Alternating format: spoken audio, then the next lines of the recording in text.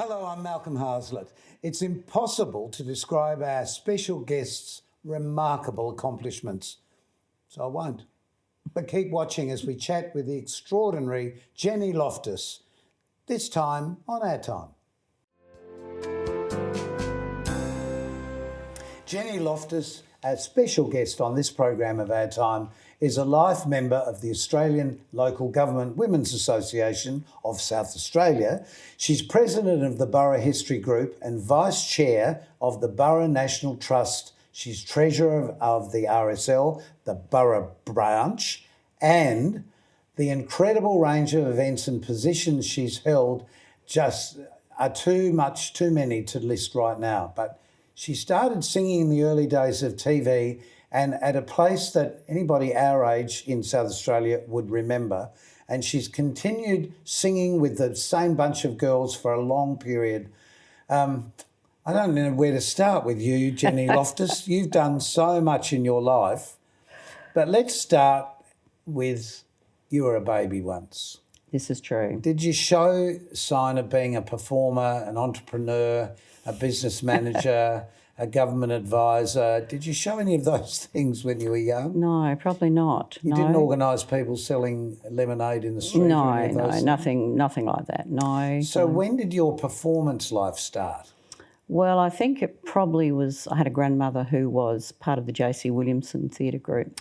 Right. And I think it was just expected that I would go into that field. So I was sent off to Joanne Priest Ballet at age 3. North Adelaide here in South Absolutely, Australia. absolutely. Yes. Studio Arts Centre. Yes. And still exists, by the way. I know. Yeah. I know. Amazing. And then I went to the Adelaide College of Music when I was 4 to learn the piano accordion because my father thought that was just it and a bit. Everyone had to learn the piano accordion. So and you still play it, don't you? I do, and little button accordions. And I mean, my main instrument is piano. I actually won a scholarship when I was still at school to go to the conservatorium. So that was a lot of fun. I was the youngest person in the class, and most of the people were a lot older. And at that stage, my father had been killed in an accident when I was 10. So basically, it was myself and my stepmother. So I had to, if I wanted to do anything, I had to earn the money. So I took up a job as playing in the Hilton at the piano bar with the lovely grand piano, which was wonderful. How amazing. How old were you then? 16 and a bit. You don't mention that. Times were different then. Oh, very different. I got hauled over the coals to the head of the conservatorium, who said, "How dare you play in a public bar and you're here learning classical music? I mean, this is a disgrace." I mean, they don't have that attitude now, but then they did. Yes. I mean, I was just, and I said, well, the only reason I'm here is I'm earning money. Otherwise I wouldn't be there. I won't be here. Exactly right. So you've really worked hard all your life. Oh, yes. Look, I absolutely say that anyone who wants to perform in public should play in a piano bar, because there's nothing quite like a whole room full of drunks who come up and talk to you and pour their beer all over you or all over the piano. Oh, and then they, do you know the la, la, la, la? And you go, no, not really. And, oh, no, come on, you must you know must it. know that. Oh, yes. but if you can handle that, you can handle anything. Well, it's funny. I haven't thought of it in those ways. I started at the Wonderland Ballroom singing, and, nothing could be vaguer than people dancing with each other past you and you're putting your heart and soul into it. So I absolutely understand that feeling.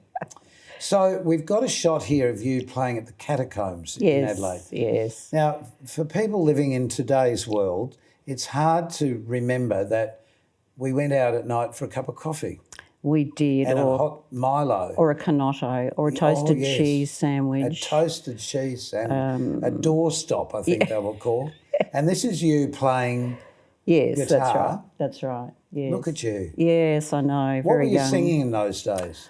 Oh, everything folk. It was definitely the folk era. The answer, my friend, is Blowing in the Wind. That's it, absolutely. That was the cheese sandwiches. That's it. And this shot here, that's Pat Boone. What were you doing with Pat Boone? I did a support act for Pat. He was due to come out and sing in the late 70s and do a show here in Australia. And I was asked to actually support him. Goodness knows why, but anyway, I was. That's the way it was. Then he got sick, and so the show was cancelled and it was sort of put on, and finally 18 months later, by then I'd got married and I was like 8.5 months pregnant, which I am in this photo. In that photo. And good to have a handshake to cover. Oh, absolutely, absolutely. Love it. Yes, you know, when you're thinking about what you're going to wear on stage, it's sort of a bit hard when you've got this long and flowing. Definitely. But that was a lot of fun, and he looks so good when he was close up. You know, even without makeup, it was really depressing. Well, you look pretty good in this shot. That was sort of me around town when I was singing at the Catacombs and various shows and that. And you were also involved in the early days of television. Yes, and those days were wonderful because they were real. They were indeed. And everybody was learning. We were all learning because it was all new. And, I finished art school. I finished my degree at art school, and I got a job with Channel 9 and Bill Davies. And I remember being on the floor and they said, "Oh, look, we want to do something kinky here." And I had all my photography gear, and I said, "Oh, how about this split focus? Let's do the different focuses close up." And they all went, "Oh, we didn't know about that." And then we found that the lenses that I had didn't fit the cameras, so we're masking tape lenses. I mean, it was hilarious when you look at it now. Yes, and Vaseline on the lenses. Stockings. Stockings, yes. Yeah. That was the Doris Day lens. Absolutely. It depends how much you want to fuzz out. Yeah. Oh, dear. It's reminiscing about these times. It's bringing back a lot of memories for me, particularly this shot with the lovely Wally Carr. Yes, he was a darling. Wally. You know, Wally was on... this program's been running for 10 years. Yes. We'll get it right one day. Wally was on one of the very early shows. Sadly, he's no longer with us, but this was towards the end of his life, wasn't it? Yes, this was a show we did with the Bay Big Band, and it was at the Waterside Workers Hall, which is a beautiful hall inside, absolutely stunning. Yeah. And we did a show there to commemorate D-Day, actually, which is what it was for. Yes, he did.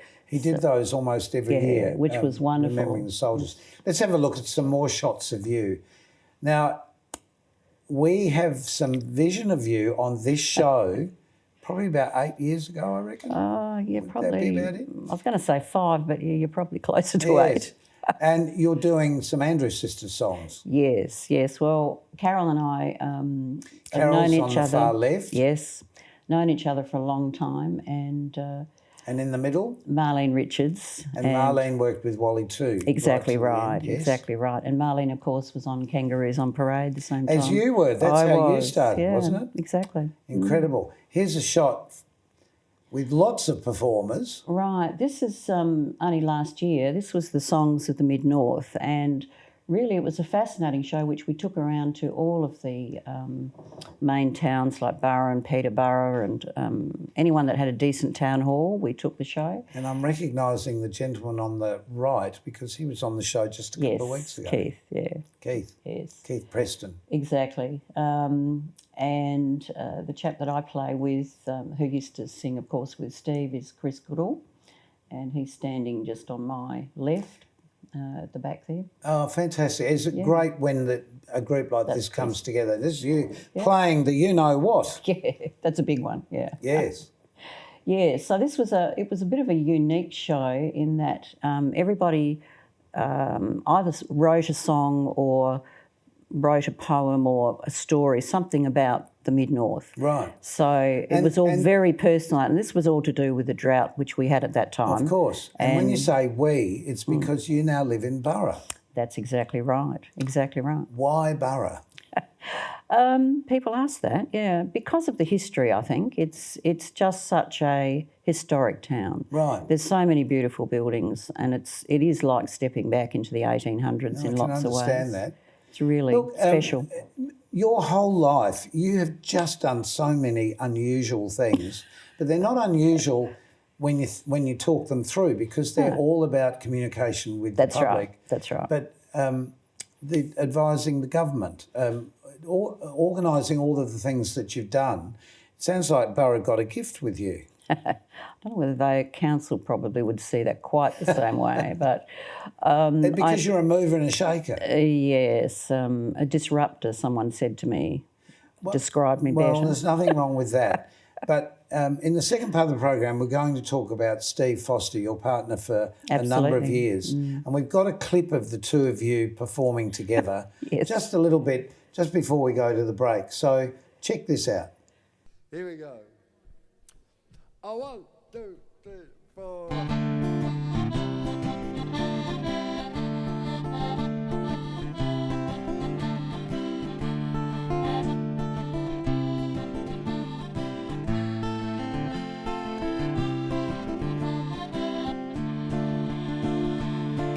When first I come to Liverpool, I went to Barnsley.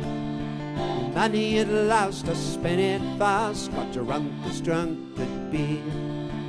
When me money was all gone, it was then that I wanted more. A man must be blind to make up his mind, go to sea once more.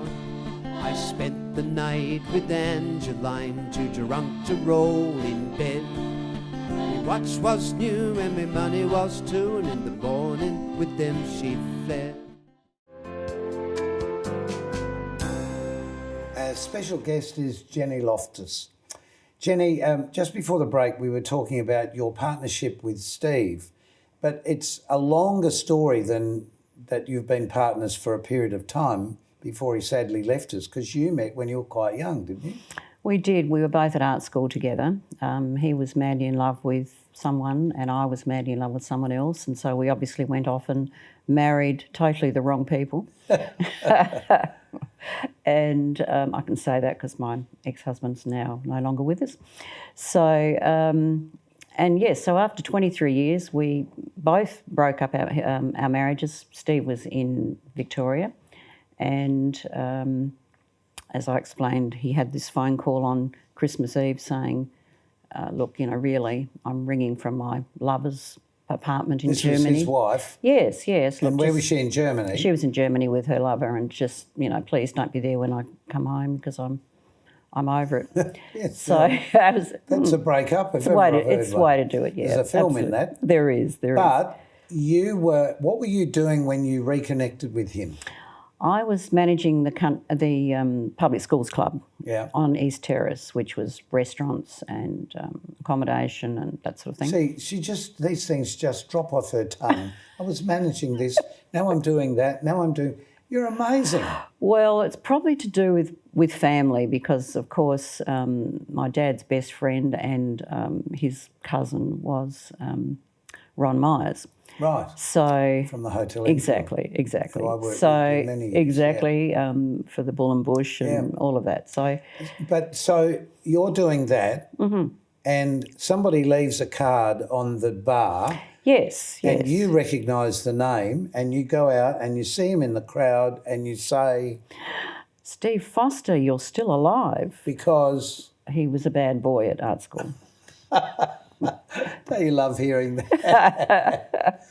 So was that rekindled love at second sight? It was indeed, and basically we had 16 wonderful years together, and sadly he developed lung cancer, and he had an operation, chemotherapy, all of those dreadful things which you go through. And then we had 3 years where he was absolutely clear, absolutely no issues at all. He sang at the RSL Remembrance Day in Borough in the town square, and the following week he lost his voice and went to the doctor and they went, oh, it's come back, and it came back with a vengeance. So it was really only 6 weeks and he was gone. So, but before all of that, he represented South Australia. Yes, he did. Edinburgh? That's right.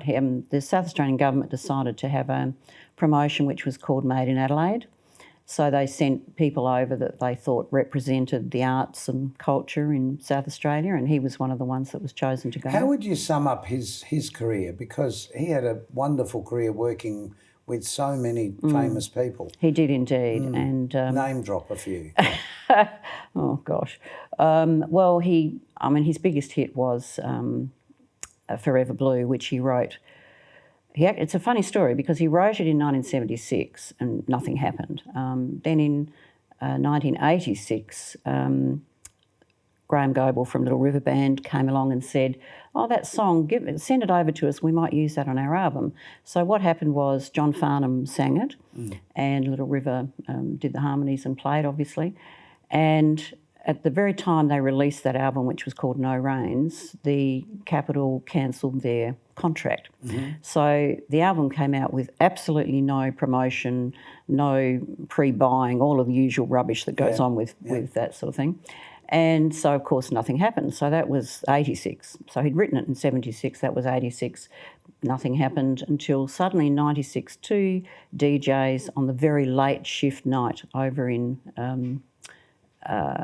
Denmark. Denmark, gracious. Suddenly started playing this song in the drag shift, where all the policemen and the nurses and the people who are up all hours of the night.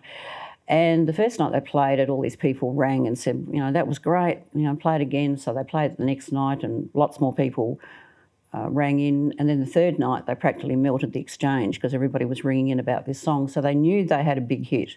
And it was in English too, which is interesting. So that actually stayed in the top 10 for 12 weeks across Europe. Amazing. So that was sort of Little River Band's biggest hit in Europe. So he was very proud of that song. Oh, and a great memory. But what you've done is you've released some of his music or songs that haven't been released. That's right. On this CD. He was such a lovely man, wasn't he? It's easy for me to say that, but it's true. He was a people person. Yeah, he was gentle and kind and always spoke well of everyone.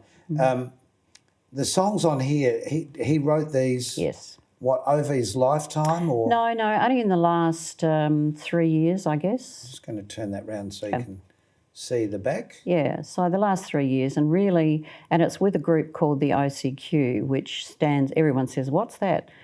Obsessive Compulsive Quartet. They were all a bit thingy about something, so it just seemed to be a perfect name.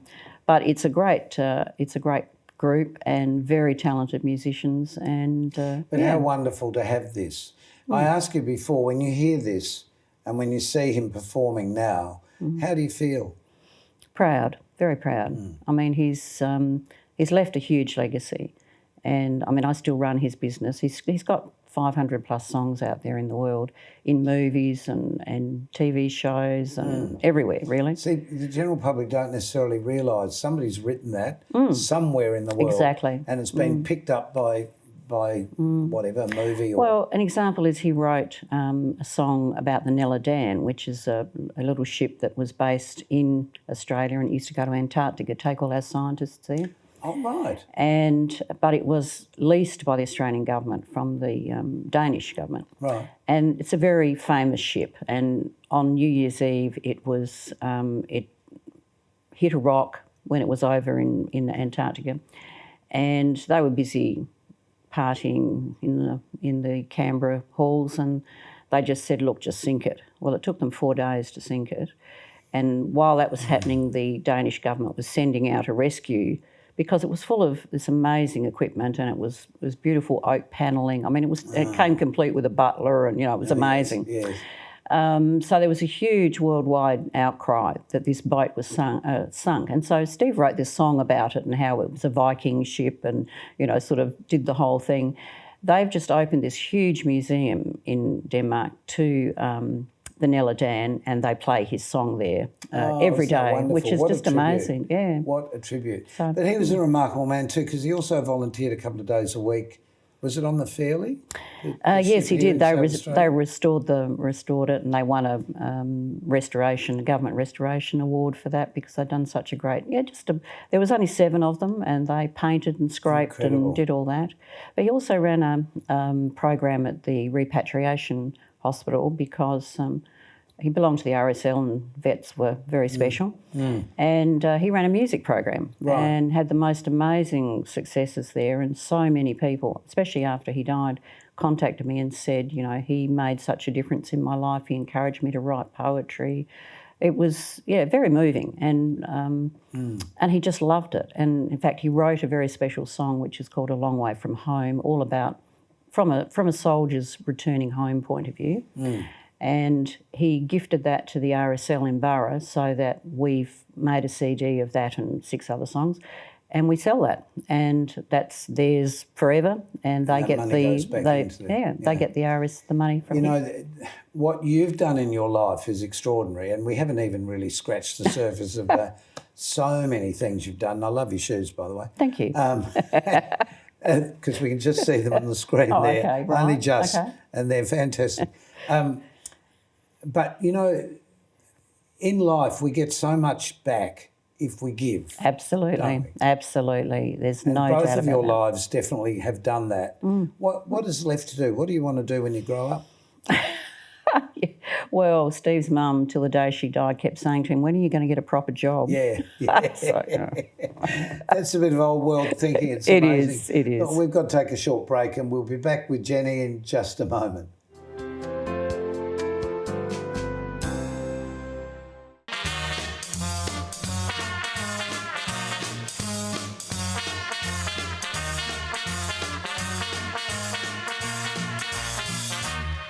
Of all the boys I've known, and I've known some, until I first met you, I was lonesome. When you came inside, dear, my heart grew light, and this whole world seemed new to me. You're really swell, I had to admit you deserve expressions that really fit you. So I racked my brain, hoping to explain all the things that you do to me. But me, Mr. Shane, please let me explain. But me, Mr. Shane, means you're grand. But me, Mr. Shane, again I'll explain. It means you're the fairest in the land.